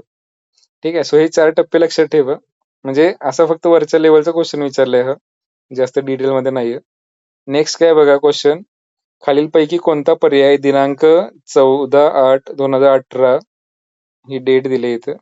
2018 पासूनच्या विस्तारित प्रधानमंत्री जनधन योजनेतील 3 प्रमुख सुधारणा योग्यरित्या दर्शवतो. आता मराठी खूप अवघड आहे वाचायला हे. यात एक शब्द इथं कळाला, की प्रधानमंत्री जनधन योजना. आता ही काय योजना बेसिकली, जेव्हा मोदी गव्हर्नमेंट आलं, तेव्हा काही कंडिशन होती, की भारतामध्ये लोकांची बँक अकाउंट वगैरे कमी होती. आणि ज्या गव्हर्नमेंटच्या स्कीम असायच्या, म्हणजे तुम्हाला समजा एखादी स्कॉलरशिप मिळणार आहे. फॉर एक्झाम्पल आता तुम्ही स्टुडंट आहात. तुम्हाला माहिती आहे, की बाबा महा-डी-बी-टी स्कॉलरशिप आहे, की ज्याच्यामध्ये तुमची ट्युशन फी किंवा काही पैसे जे आहेत फी भरलेले ते माघारी मिळतात. वसतिगृह भत्ता असेल तो मिळतो. तर आधी काय व्हायचं, की बाबा लोकांची बँक अकाउंट वगैरे नसायची. त्यामुळे ते पैसे जे आहेत ते कॅशच्या फॉर्ममध्ये यायचे खाली, की कलेक्टर ऑफिसमधनं इथं येणार, इथनं तुमच्यापर्यंत येणार. आणि ते कॅशच्या फॉर्ममध्ये जर ट्रान्झॅक्शन असेल, तर त्यात करप्शन असायचं. म्हणजे मध्येच कोणतरी गायब करणार पैसे आणि शेवटच्या माणसापर्यंत ते पोहोचायचेच नाहीत. म्हणजे सरकारवरून पैसे देणार, पण मध्येच लोकं भ्रष्टाचार करणार कुठेतरी आणि शेवटी पोहोचणारच नाहीत. सो याला लिकेज म्हणायचे, सबसिडी लिकेज. किंवा फेक बेनिफिशियरी दाखवून त्यांनाच पैसे जायचे वगैरे. सो हे अव्हॉइड करण्यासाठी आणि डायरेक्टली लोकांना पैसे मिळायसाठी डीबीटी स्कीम्स असतात, डायरेक्ट बेनिफिट ट्रान्सफर. आता जे शेतकरी वगैरे असतील तुमच्यापैकी ज्यांचे आई-वडील, त्यांचं पीएम किसान योजनेमार्फत वर्षाला ₹6,000 वगैरे येतात डायरेक्ट बँक अकाउंटमध्ये. किंवा सगळ्यात बेस्ट एक्झाम्पल आता सध्या काय लाडकी बहीण योजना. की ज्याच्यामध्ये डायरेक्टली बँक खात्यात येतात तुमच्या ₹1,500 वगैरे. तर ते कशामुळे शक्य झालं? तुमचं बँक अकाउंट आहे याच्यामुळे शक्य झालंय. जर बँक अकाउंटच नसतं, तर खात्यात पैसे कुठनं आले असते? सो ही जी जनधन योजना आहे ना, ती काय बेसिकली लोकांचं बँक अकाउंट तयार करायचं. झिरो बॅलन्स अकाउंट ज्याला म्हणतो आपण, की तुमचं काही जरी नसेल तरी तुम्हाला साधं झिरो बॅलन्स अकाउंट काढून द्यायचं. जेणेकरून बाबा सरकारची योजना ज्या असतील त्याचे पैसे जे आहेत तुमच्या खात्यात जमा होतील आणि भ्रष्टाचार जो आहे तो कमी होईल थोडंसं. आता हे सुरू केली होती गव्हर्नमेंटने स्कीम 2014-15 मध्ये जनधन योजना लगेच आल्या सुरू केली. आता परत 4 वर्षांनी त्याच्यात काहीतरी बदल केला. आता काय बदल असेल ऑब्व्हियसली चांगला काही तर बदल असणार. म्हणजे बँक अकाउंट जे आहे त्याचं लिमिट वगैरे वाढवलं असेल कर्ज देण्याचं किंवा ओव्हरड्राफ्ट वगैरे. आता इथे काय काय दिलंय बघा. ओव्हरड्राफ्ट म्हणजे काय असतं माहितीये का? समजा तुमच्या खात्यात ₹5,000 आहेत. पण तुम्हाला इमर्जन्सी ₹10,000 लागणार आहेत. तर थोडक्यात शॉर्ट टर्म साठी कर्ज घेताय तुम्ही त्याला ओव्हरड्राफ्ट फॅसिलिटी म्हणतात. ओव्हरड्राफ्ट म्हणजे जेवढं आहे त्याच्यापेक्षा जास्त काढायचे असतील पैसे तुम्हाला तर. कर्जासारखं झालं थोडक्यात ते. तर ओव्हरड्राफ्ट मर्यादा वाढवली. वाढवली चांगली गोष्ट आहे कारण वाढवायला पाहिजे. लोकांना पैशाची गरज असते. विमा संरक्षण कमी केले. आता ही चुकीची गोष्ट आहे. म्हणजे तुमचा इन्शुरन्स जो होता, ॲक्सिडेंट झाल्यानंतर समजा तुम्हाला ₹1,00,000 मिळणार असतील, तर ते 1,00,000च्या ऐवजी 50,00,000 केले. सॉरी 1,00,000च्या ऐवजी 50,000 केले. तर ही गोष्ट निगेटिव्ह आहे लक्षात घ्या. कारण कधीही गव्हर्नमेंट समजा नेक्स्ट काही तर स्टेज आणते एखाद्या योजनेची. जसं की सोप्या शब्दात कसं समजायचं हे? आता लाडकी बहीण योजना आहे. त्याच्यात किती देते सरकार? किती देते? अरे आवाज येत 1500 रुपये. आवाज येतोय का सगळ्यांना? काही जण तर नुसतंच लेक्चरला असतात. झोपतात का काय काय माहिती काय रिएक्शन असतं. किती असते अमाऊंट लाडकी बहीण योजनेला? 1500 रुपये. हा ₹1,500. तर भविष्यात काय होणार याचं? 1,500चं वाढेल का कमी होईल? काय वाटतं तुम्हाला? वाढेल. वाढणारच नाही तर सरकार पडणार ते. समजा आता जे सरकार आहे ते काय करणार? अरे काळ्या दगडावरची पांढरी रेघ आहे, की जेव्हा 2028च्या इलेक्शन असतील पुढच्या, तेव्हा इलेक्शनच्या जस्ट 6 महिने, वर्षभर आधी हे काय करणार? बरोबर आता 1,500 आहे ना, त्याचं 2,500 करून टाकणार. परत सगळे खुश, परत तेच गव्हर्नमेंट येणार निवडून. म्हणजे 5 वर्षात काही केलं त्याचा एवढा इम्पॅक्ट होत नाही. पण शेवटच्या 6 महिन्यात काय फुकटमध्ये मिळते. जसं की इलेक्शनच्या आधी जेवणं-बिवणं असतात प्रत्येक गावामध्ये. तुम्हाला आता लोकल इलेक्शनचं माहीत असेल सगळ्यांना. 5 वर्ष काय नाही केलं तरी चालतंय. आदल्या दिवशी जेवण जरी दिलं, तरी लोकांना काय तेवढंच त्याच्यात खुश होतात लोकं. सो हे असतं की गव्हर्नमेंटचे स्कीम्स असतात त्याचा ॲक्चुअली बेनिफिट रेशो जो आहे तो वाढत जातो. मग यात विमा संरक्षण कमी केलं हे निगेटिव्ह आहे. त्यानंतर वयोमर्यादा अपरिवर्तित ठेवली. अपरिवर्तित म्हणजे मे बी डझंट चेंज वगैरे असेल इंग्लिशमध्ये. अनचेंज्ड आहे बघा इथं. अनचेंज म्हणजे काहीच त्यात बदललं नाहीये. सो हे पण थोडंसं अनचेंज वगैरेच्या पेक्षा जर वाढवलं एज लिमिट वगैरे जसं की तुम्ही आता एम-पी-एस-सी देताय फॉर एक्झाम्पल किंवा यू-पी-एस-सी जे आहे त्याचं 32 एज लिमिट आहे. त्याचं 35 केलं वगैरे तर चांगली गोष्ट आहे. आणखी कमी केलं. कुठल्या व्हाईसरॉयनं कमी केलं तर सांगा बरं ते यू-पी-एस-सीचं एज लिमिट वगैरे? 21 वरून 18 केलं होतं. हिस्ट्री मधला क्वेश्चन आहे हा. कुठला व्हाईसरॉय सगळ्यात निगेटिव्ह होता? Lord Lytton. लिटन. त्यानं वय कमी केलं होतं यू-पी-एस-सीचं. हे लक्षात ठेवा थोडंसं. अभ्यास मागचा पण करा. असं नको की पुढचं वाचताय मागचं काहीच माहित नाही. सो तसंच हे आहे इथं की वयोमर्यादा मग यातलं खालची वाक्य वाचायची सगळे. त्यातलं पॉझिटिव्ह कुठले आहेत तिन्ही ते शोधायचं. हे बघा ओव्हरड्राफ्ट मर्यादा वाढवली म्हणजे पैसे लोकांना जास्त मिळायला लागले कर्जाच्या फॉर्ममध्ये. विमा संरक्षण वाढवलं म्हणजे तुमचा ऍक्सिडेंट झाल्यावर जिथं 1,00,000 मिळायचे समजा तिथं 2,00,000 मिळतील. चांगली गोष्ट आहे. आणि वयोमर्यादा वाढवली म्हणजे ज्या बेनिफिशरीज वगैरे असतील त्याचं अकाउंटच्या ज्या कंडिशन असतील तर त्याचं एज क्रायटेरिया वगैरे जे आहे ते इन्क्रीज केलं. सो या तिन्ही पॉझिटिव्ह गोष्टी आहेत. सो याचा आन्सर हे आहे. म्हणजे भलेही तुम्हाला माहित नसेल हे काय 18चा ते कोण वाचणार नाही लक्षात घ्या. 6 वर्षापूर्वी काही बदल झाला. हे 2025 मध्ये आपण वाचणार आहे का? कुठल्याच पुस्तकात नसणार आहे. आणि पुस्तकात असलं जरी तरी तुम्ही एवढ्या लेव्हलचं वाचणं शक्य नाहीये. पण त्यावेळेस कॉमन सेन्स जरा जागा ठेवायचं. जेणेकरून पॉझिटिव्ह गोष्ट असेल तर सरकार नेहमी पॉझिटिव्ह गोष्टी करायचा प्रयत्न करतं लक्षात घ्या. आणि एम-पी-एस-सी जे आहे बघा एम-पी-एस-सी कोण आहे? सरकारनं स्थापन केलेलीच एक ऑर्गनायझेशन आहे जी परीक्षा घेण्याचं काम करते. सो एमपीएससी पेपर सेट करताना सरकारवर टीका करणार नाही. जसं आता मी टीका करतोय सरकारवर फॉर एक्झाम्पल, तसं मी नाही करायला पाहिजे, गव्हर्नमेंट एम्प्लॉई आहे. पण समजा मी बोलतोय तुम्हाला थोड्याशा गोष्टी कळाव्यात म्हणून, लाडकी बहीण वगैरे हे ते. पण या योजना ज्या असतात, एमपीएससी कधीच त्या योजनेबद्दल जास्त निगेटिव्ह लिहिणार नाही, की लाडकी बहीण योजनेमध्ये सरकार फुकट पैसे देते महिलांना वगैरे. असं नाही करणार. कारण तसं केलं तर याचा अर्थ एमपीएससी सरकारला डायरेक्टली म्हणतंय तुम्ही चुकीचं करताय. मग सरकार डायरेक्ट एमपीएससी मधले लोक असतील त्यांची बदल्या करून टाकेल. समजतंय का? सो सेट करताना किंवा तशा गोष्टी होत नाहीत पेपरमध्ये तुमच्या. सो एखादी योजना जी असते त्याच्यामध्ये पॉझिटिव्हच गोष्टी येतात, लक्षात ठेवा.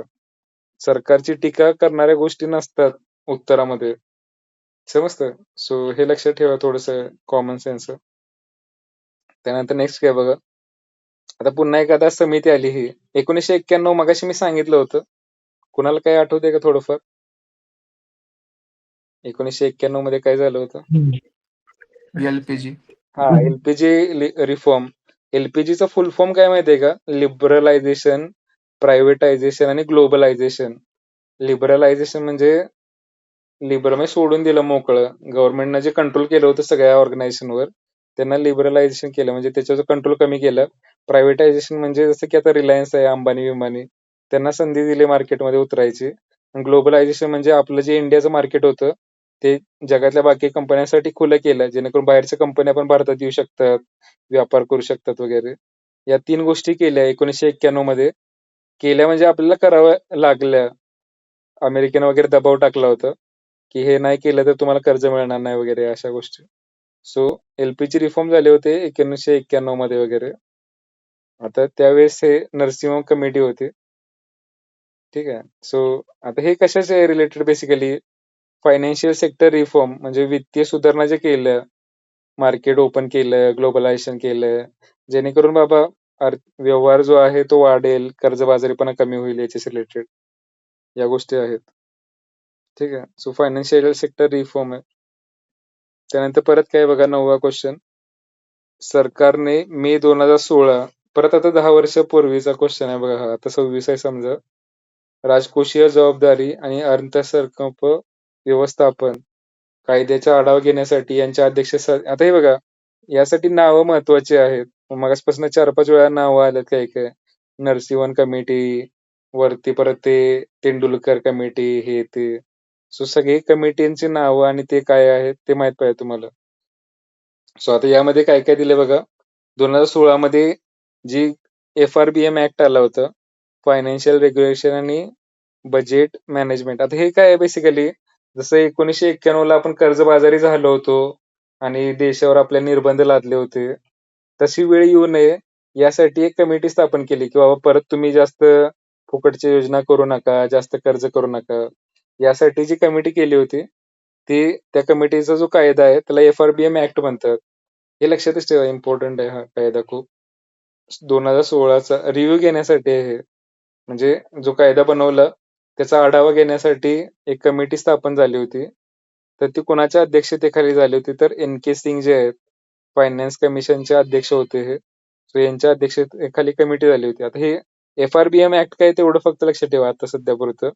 FRBM ऍक्टचा उद्देश काय आहे, की सरकारनं आपलं जे बजेट असतं त्याच्या डेफिसिटमध्ये जाऊ नये. डेफिसिट म्हणजे सरकारचं जेवढं उत्पन्न आहे, सरकारला मिळतंय समजा लोकांकडून टॅक्स गोळा करून 1,00,000 कोटी मिळतायत समजा. पण सरकारनं जर खर्च केला 1,50,000 कोटी, की बाबा 1,00,000 कोटी मिळतायत लोकांकडून, पण आम्ही रस्तेच बांधतो, आम्ही हेच करतो, लाडकी बहीण आणि बाकीच्या योजना याच्यामध्ये खर्च करत करत 1,50,000 कोटी खर्च केले, तर वरती जे 50,000 कोटीचं डेफिसिट झालं, म्हणजे आपलं जेवढं उत्पन्न आहे त्याच्यापेक्षा आपण जर खर्च जास्त केला, तर ही गोष्ट चांगली नाहीये. आणि त्याचं भविष्यात मग जसं आपल्याला 1990 साली सोनं गहाण ठेवून पाया पडावं लागलं होतं, तशी वेळ येऊ नये यासाठी या कायद्यात तरतूद केल्यात, की सरकारनं कसं वागायला पाहिजे, किती कर्ज दिलं पाहिजे, किती टक्के जीडीपीच्या तुमची तूट असली पाहिजे, डेफिसिट किती असलं पाहिजे. हे या कायद्यात दिलेलं आहे बेसिकली. एवढं लक्षात ठेवा हा FRBM ऍक्ट. आणि याच्या अध्यक्षतेखाली त्याचा आढावा घेण्याची कमिटी होती. या बाकीच्या कमिट्या ज्या आहेत, की झा कमिटी जी आहे ती कशा संदर्भात होती, त्यानंतर ही जी कमिटी आहे कुठली, राजा चेलिया कमिटी, ही कशाची आहे? नरसिंहन कमिटी कशाची आहे? आता नरसिंहन कमिटी वरतीच झालंय 1991 ची जी होती. फायनान्शियल सेक्टर रिफॉर्मची कमिटी आहे. राजा चेलिया जी आहे ती टॅक्सची संदर्भात आहे, टॅक्स रिफॉर्म. म्हणजे आपला जीएसटी वगैरे जो आहे त्याच्यासारखे जे टॅक्स असतात, इंडिव्हिज्युअल पर्सनल टॅक्स वगैरे जे इन्कम टॅक्स, त्याच्यात काही सुधारणा करता येईल याच्या संदर्भात आहे. आणि झा समिती जी होती ती मॉनिटरी रिफॉर्मच्या संदर्भात आहे. मॉनिटरी रिफॉर्म म्हणजे बँका ज्या कर्ज देतात आपल्याला, आता सध्या 9%, 10%, 11%, तर त्याच्या संदर्भात ही कमिटी आहे वरची एलकेजी. ओके. सो लक्षात काय ठेवायचं तुम्हाला अभ्यास करताना, जी नावं येतील ना समित्यांची, याची ही समिती आहे, याची ही समिती आहे, हे असं आहे तसं, तर त्या समितीचं अध्यक्ष कोण आहेत? ही नावच आहेत, एन के सिंग, राजा चेलिया, नरसिम्हन, हे आता तरी लक्षातच ठेवा. आता एल के झा विचारलाय ना इथं, त्याचं वित्तीय सुधारणा संबंधित आहे, तर ते लक्षातच ठेवायचं, जेणेकरून भविष्यात जोड्या लावा आला किंवा हेच विचारलं एल के झा कमिटी कशा संदर्भात आहे, तर तुम्हाला उत्तर त्याचं पाठ पाहिजे. समजतं? सो कमिट्यांची नावं महत्वाची आहेत, लक्षात ठेवायची. त्यानंतर नेक्स्ट काय क्वेश्चन आहे बघा, राष्ट्रीय अन्न सुरक्षा अभियान. हे तुम्हाला शाळेमध्ये जे जेवण मिळायचं, मिड डे मील वगैरे जे असतं, पोषण आहार वगैरे, मिड डे मील, राष्ट्रीय अन्न सुरक्षा अभियान पंचवार्षिक योजनेत तयार करण्यात, कुठल्या पंचवार्षिक योजनेत तयार करण्यात आलं? तर आता हे कधी सुरू झालं होतं माहिती का? 2007-8 मध्ये. 2007-8 मध्ये या गोष्टी सुरू करण्यात आल्या होत्या. राष्ट्रीय अन्न सुरक्षा अभियान वगैरे. मग पोषण आहार असेल, मिड डे मील वगैरे, दुपारी भात वगैरे दिला जायचं शाळेत वगैरे. तर आता हे कधी सुरू, कुठल्या योजनेत सुरू झाले? आता मी सांगितलं मगाशी, पंचवार्षिक योजना असायच्या आधीच्या काळात, की 1951 ते 56 या काळात आपल्याला कसा विकास करायचा. त्यानंतर 56 ते 61, त्यानंतर 61 ते 66. हे मी शेअर करतो याचं, म्हणजे माइंड मॅप शेअर करेन याचं मी. कारण या पंचवार्षिक योजना ज्या असतात, याच्यावर 2 क्वेश्चन गॅरंटेड येतात. मी याचं ऑलरेडी इंग्लिशमध्ये शेअर केलंय ग्रुपवर 1 महिन्यापूर्वीच. पण आता ते मराठीमध्ये कन्व्हर्ट करून परत शेअर करतोय. आणि उद्या आपण बघणारच आहोत या सगळ्या पंचवार्षिक योजना, की कुठल्या 5 वर्षामध्ये काय आपण ठरवलं होतं, काय केलं वगैरे. जेणेकरून असला जो क्वेश्चन आहे हा अन्न सुरक्षा अभियान वगैरे, तरी हा डिटेलमध्ये, म्हणजे 7-8 ला ही स्कीम लॉन्च केली हे माहित पाहिजे तुम्हाला. मग 7-8 साली कोणती योजना होती बाबा? तर 11वी योजना होती. कारण त्याच्यानंतर एकच आली योजना, म्हणजे हे 7-8 साली जे आहे 12 पर्यंत चालली, आणि शेवटी 12 ते 16 शेवटची आली 12वी पंचवार्षिक योजना. त्याच्यानंतर मोदी साहेबांनी बंद केलं हे सगळं आणि नीती आयोग वगैरे स्टार्ट केलं. ठीक आहे. सो हे लक्षात ठेवा. आता इथं क्वेश्चन आलाय ना, राष्ट्रीय अन्न सुरक्षा अभियान कधी लॉन्च केलं होतं? 2007-8 मध्ये. आणि कुठल्या पंचवार्षिक योजनेअंतर्गत? तर 11व्या. मग त्यानुसार तुम्हाला काय माहित पाहिजे? टोटल 12 जे पंचवार्षिक आयोग झाले, त्याच्यामध्ये कोणकोणत्या महत्वाच्या योजना सरकारनं आणल्या होत्या किंवा त्या कधी आले होते हे आयोग वगैरे, हे बघायचं. त्यानंतर नेक्स्ट काय क्वेश्चन आहे बघा, राष्ट्रीय उत्पन्न म्हणजे जीडीपी जो आहे तो, नॅशनल इन्कम, उत्पादन, रोजगार पातळी यावरील प्रतिकूल परिणाम टाळण्यासाठी सरकार ज्या धोरणात्मक आपल्या खर्चविषयक महसूल दिले, ठीक आहे, अंमलबजावणी करते, त्या धोरणास चलनविषयक धोरण म्हणतात. समजतं? सांगतो मी काय, बेसिकली शब्द बदललाय फक्त. त्यानंतर अर्थव्यवस्थेमध्ये कार्य सुरळीत चालण्याच्या दृष्टीने राजकोषीय धोरण, आता हे 2 धोरणं आली इथं परत. राजकोषीय धोरण एक शब्द आहे आणि चलनविषयक धोरण एक शब्द आहे. 29-33च्या महामंदीनंतरच्या काळात अधिक महत्व प्राप्त होते. त्यामध्ये JM केनिस जो आहे अमेरिकेचं, त्याचे योगदान मोठे आहे. ठीक आहे. आता हे बघा, यात 2 जे हे दिले धोरणं, जे गव्हर्नमेंट जे असतं, एक असतं गव्हर्नमेंटचं फिजल पॉलिसी,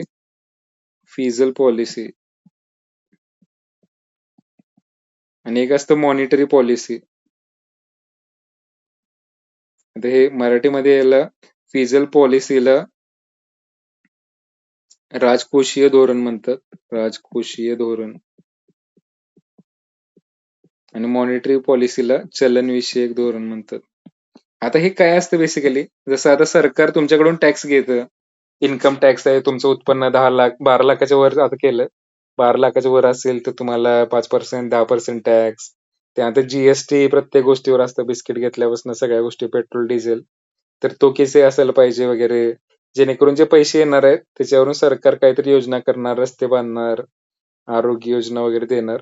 तर हे सगळं जे ठरवलं जातं, हे फिजिकल पॉलिसीमध्ये असतं. समजतंय? टॅक्स किती घ्यायचं, लोकांना काही सुविधा द्यायच्या त्याच्यातून, जीडीपी रिलेटेड काही गोष्टी असतील. आणि मॉनिटरी पॉलिसी काय असतं, तर आपले जे कर्ज आपण घेतो बँकांकडून, तर ते कर्ज ठरवण्यासाठी आरबीआय आपली एक संस्था आहे, रिझर्व्ह बँक ऑफ इंडिया. तर ती मॉनिटरी पॉलिसी बनवते, की बाबा बँकांनी कर्ज किती टक्क्याने दिलं पाहिजे लोकांना, जेणेकरून महागाई जी आहे, महागाई समजते, इन्फ्लेशन म्हणतात त्याला, तर ती खूप जास्त वाढू नये. आता महागाई म्हणजे काय, आता समजा तुम्हाला ₹10, आता वाढलेच फॉर एक्झाम्पल. आधी वडापाव तुम्हाला समजा ₹15 मिळायचं, तर आता ते युद्धाच्या काळात तेल महाग झालं आणि ₹20 केलंय. पण आता तो ₹20 परत कधी 15 होणार ना, लक्षात ठेवा भविष्यात. तो 20 पॉइंट आता फिक्स झाला, 20च्या वरच जाणार. सो महागाई म्हणजे एखाद्या प्रोडक्टची जी डिमांड जी आहे ती जास्त आहे, सप्लाय कमी आहे. त्यामुळे त्याची कॉस्ट जी आहे ती वाढणार. सो हे कंट्रोल करायसाठी महागाई जी पॉलिसी असते रिझर्व्ह बँकची, त्याला मॉनिटरी पॉलिसी म्हणतात, चलनविषयक धोरण. आणि फिजिकल पॉलिसी किंवा राजकोषीय धोरण म्हणजे काय, सरकार जो टॅक्स लावतं आपल्यावर त्याच्यातून पैसे काढून घेणार, किंवा जे रस्ते बांधते, विकास करते, त्याच्याशी रिलेटेड जी धोरणं असतात त्याला फिजिकल पॉलिसी म्हणतात. सो हा शब्द जो आहे ना, ते चलनविषयक धोरण हा चुकीचा आहे. कारण हे जे आहे खर्च सरकारचा, खर्च म्हणजे रस्ते बांधणे, आरोग्य योजना हा खर्च आहे. महसूल म्हणजे सरकार पैसा गोळा कसं करते, आपल्यावर टॅक्स लावून. सो ही जी दोन्ही धोरणं असतात, ही कशात असतात, तर फिजिकल पॉलिसीमध्ये असतात, राजकोषीय धोरणात. आणि राजकोषीय धोरणाच्या ऐवजी इथे शब्द त्यांनी बदललाय फक्त, चलनविषयक धोरण केलंय. त्यामुळे हे वाक्य चुकीचं आहे. आणि दुसरं जे आहे ते बरोबर आहे. सो तुम्हाला बरोबर कुठलं आहे ते विचारलेलं आहे. योग्य विधान ओळखा. तर योग्य कोणतं आहे? ब योग्य आहे, अ चुकीचं आहे. दोन्ही योग्य चुकीचं आहे आणि दोन्ही अयोग्य हे पण चुकीचं आहे. सो याच्यात आता मी सांगेन तुम्हाला हे परत डिटेलमध्ये.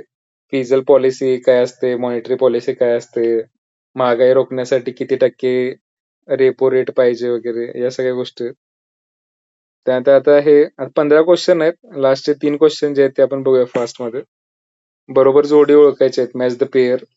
आता 14वा वित्त आयोग जे आहे, फायनान्स कमिशन जे आहे, फायनान्स कमिशन काय असतं बेसिकली, सरकार जे टॅक्स घेतं, केंद्र सरकार म्हणजे मोदी साहेब जे आहेत, ते टॅक्स जे गोळा करतं, त्यांना काय करावं लागतं परत, ते प्रत्येक राज्यांना डिवाइड करावा लागतो टॅक्स.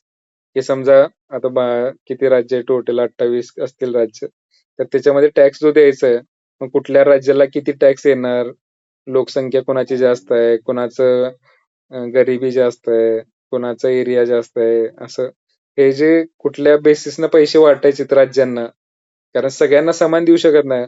महाराष्ट्राला जेवढे पैसे देणार तेवढे गोव्याला देणार नाही, कारण गोवा किरकोळ छोटंसं राज्य आहे. महाराष्ट्र खूप मोठं राज्य आहे. महाराष्ट्रातून टॅक्स पण भारतात सगळ्यात एक नंबरला दिला जातो. सो आपण खूप जास्त टॅक्स देतोय, तर आपल्याला पैसे रिटर्न पण जास्त यायला पाहिजेत. सो प्रत्येक राज्याला किती पैसे मिळायला पाहिजेत हे ठरवण्यासाठी जे आयोग असतो त्याला वित्त आयोग म्हणतात, फायनान्स कमिशन. आणि तो दर, जसं हे असतं योजना ज्या झाल्या आपल्या पंचवार्षिक योजना, त्याच्यासारखं हे दर 5 वर्षाला वगैरे स्थापन केला जातो. पुढच्या 5 वर्षांसाठी पैसे कसे द्यायचे बाबा हे ठरवा. 5 वर्ष काय असतं, प्रत्येक सरकार आलं नवीन, आता काँग्रेसचं आलं समजा 29ला, तर ते त्यांची माणसं बसवणार तिथं, कसे वाटायचे पैसे काय, आणि ते ठरवणार. सो आता हे जे 14 वित्त आयोग जो होता, त्याचे अध्यक्ष जे होते ते वाय व्ही रेड्डी होते. आता तुम्ही जर जुन्या नोटा वगैरे कधी बघितल्या असतील तर त्याच्यावर याची सही पण असायची. आरबीआयचे गव्हर्नर होते वाय व्ही रेड्डी वगैरे. नोटांवर सही असते गव्हर्नरची, ठीक आहे. मैं आपको 10 रुपये देने का वचन करता हूं वगैरे असं लिहिलेलं असतं. त्यानंतर मग 10वी पंचवार्षिक योजना जी आहे ती 2003 ते 8 या कालावधीत होती का, तर नाही. म्हणजे आपण हे पंचवार्षिक योजना मी मगाशी सांगितलं होतं, कुठली कधी आहे वगैरे, तर ते लक्षात ठेवा. मी सांगेन नंतर या प्रत्येकाचे नंबरिंग वगैरे.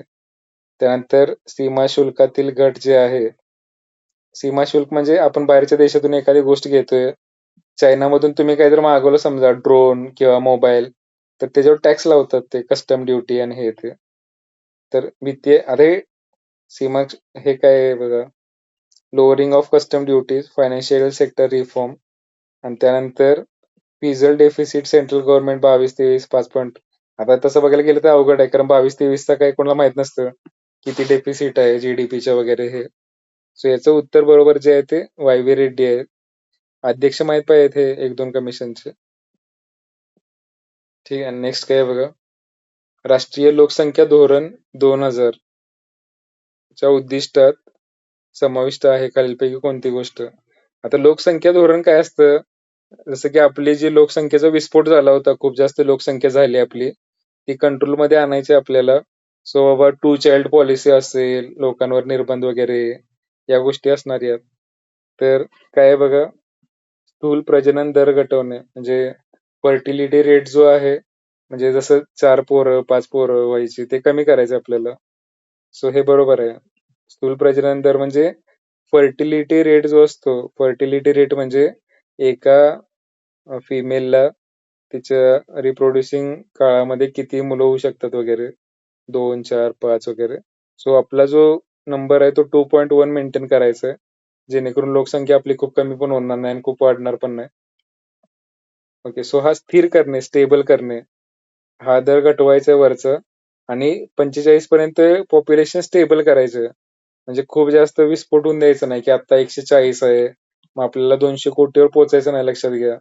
तो 40 लय 45 पर्यंत एक 5-10 कोटीने वाढली, कारण पॉप्युलेशन खूप जास्त वाढली तर बाकी रिसोर्सेस लिमिटेड आहेत. सो स्ट्रेन येणार आणि परत बाकीचे प्रॉब्लेम सुरू होतात. त्यानंतर हे काय पुढं, जेंडर इक्वॅलिटी आणणे. आता हे पॉप्युलेशन पॉलिसीमध्ये तसं काही लिहिलेलं नाहीये, लक्षात घ्या. पॉप्युलेशन पॉलिसीचा उद्देश काय, लोकसंख्या कंट्रोलमध्ये करायची, स्त्री पुरुष समानता वगैरे तसं काही उद्देश नाही त्याचा. आणि 100% शहरीकरण हे तर कोणच म्हणणार नाही, कारण शहरीकरण चांगलं आहे आणि ग्रामीण खराब आहे असं म्हणत नाही कोण. ग्रामीण जे आहेत त्यांना पण आपल्याला डेव्हलप करायचं आहे. सो 100% शहरीकरण आणि हे लोकसंख्येचा काही संबंध नाही याच्यात. लोकसंख्या धोरणामध्ये शहरीकरण कशाला टाकतील हे, की आपल्याला जर लोकसंख्या कमी जास्त करायची आहे, तर त्याच्यात 100% शहरीकरण अचीव करायचं असं म्हणणार नाहीत. सो हे चुकीचं आहे. डी चुकीचं आहे, समजा हे चुकीचं आहे. 2च पर्याय राहिले तुमच्याकडे, ए, बी आणि ए, सी. मग त्यातले जेंडर इक्वॅलिटी पण लोकसंख्येशी रिलेटेड नाहीये. सो हे पण चुक झालं. सो पहिले 2 ऑप्शन जे आहेत ते बरोबर आहेत. सो आता हे बघा, हे काय एक्सप्लेन करतोय एवढ्या डिटेलमध्ये. परीक्षेमध्ये असं नाही की सगळे तुम्ही वाचूनच जाल. हे सगळं पॉप्युलेशन पॉलिसी कोणच वाचणार नाही 2000चा. कारण एक तर पॉलिसी जे असतं ना, तो म्हणजे 300 पानाचा कागद असतो. समजते. सो एवढा कागद वाचून त्याच्यात काय लिहिलंय वगैरे कोण नाही वाचणार. तुम्हाला अर्थ माहित पाहिजे की लोकसंख्या आपली नियंत्रणात ठेवायची असेल तर काय केलं पाहिजे बाबा सरकारनं. हा थोडासा कॉमन सेन्सचा विचार केला पाहिजे, जेणेकरून प्रश्न जे आहेत ते सुटतील तुम्हाला. कारण तुम्ही जर असा विचार केला की पॉप्युलेशन पॉलिसीज माहित पाहिजे मला, त्यात काय लिहिलंय, तर ते 300 पानाचा कागद आणि असे मग एक कागद नाही हा, अशा पॉलिसी 5-6 वेळा झाल्यात, किती वाचणार तुम्ही आणि काय लक्षात ठेवणार. सो कॉमन सेन्स थोडंसं जागा ठेवायचं. त्यानंतर नेक्स्ट काय क्वेश्चन बघा, सार्वजनिक कर्ज म्हणजे पब्लिक डेब्ट जे असतं, स्थिरतेसाठी सामान्यतः स्वीकृत निकष हे आहेत. आता पब्लिक डेब्ट वगैरे म्हणजे काय, सरकार लोकांकडून जे पैसे घेतं टॅक्सच्या फॉर्म मध्ये वगैरे, किंवा सरकारनं काहीतरी लोन घेतलं, लोकांकडून पैसे घेतले, तर त्या बाबतीत कोणती गोष्ट ठेवायला पाहिजे जेणेकरून कर्जबाजारी होणार नाही गव्हर्नमेंट किंवा लोकांचे पैसे बुडणार नाही. तर विशिष्ट कालावधीत कर्ज शून्य असावे. म्हणजे असं नाही की सरकार दरवर्षीच पैसे घेते लोकांकडनं सारखं, असं नको. सो काही ठराविक कालावधीसाठी 0 डेब्ट असावं, तर ही पॉझिटिव्ह गोष्ट आहे, चांगली गोष्ट आहे. कारण सरकारनं दरवेळेस कर्ज घेणे ही चांगली गोष्ट नाही, लक्षात घ्या. त्यानंतर भविष्यातील कर्ज जीडीपी गुणोत्तर. जीडीपी म्हणजे काय असतं, आपल्या देशात जे सगळं उत्पादन होतंय, गाड्या बनवतोय आपण किंवा बाकी सगळ्या गोष्टी ज्या बनवतोय, त्याच्यातनं पैसे किती मिळत आहेत आणि कितव्या नंबरला आपला देश आहे जगात, हे ठरतं. तर कर्ज जे आहे ते जीडीपीच्या प्रमाणात असायला पाहिजे, लक्षात घ्या. म्हणजे आपल्या देशाचं उत्पन्न एवढं आहे आणि त्याच्यापेक्षा 10 पट कर्जच आहे आपल्यावर, असं नको व्हायला. म्हणजे समजा फॉर एक्झाम्पल ते कसं आहे, तुमचा पगार समजा 1,00,000 रुपये महिन्याचं आणि तुमचा ईएमआय आहे 2 लाखाचा. तुम्ही फॅन्सी आयफोन घेतलाय, गाडी घेतली, हे ते घेतलंय सगळं.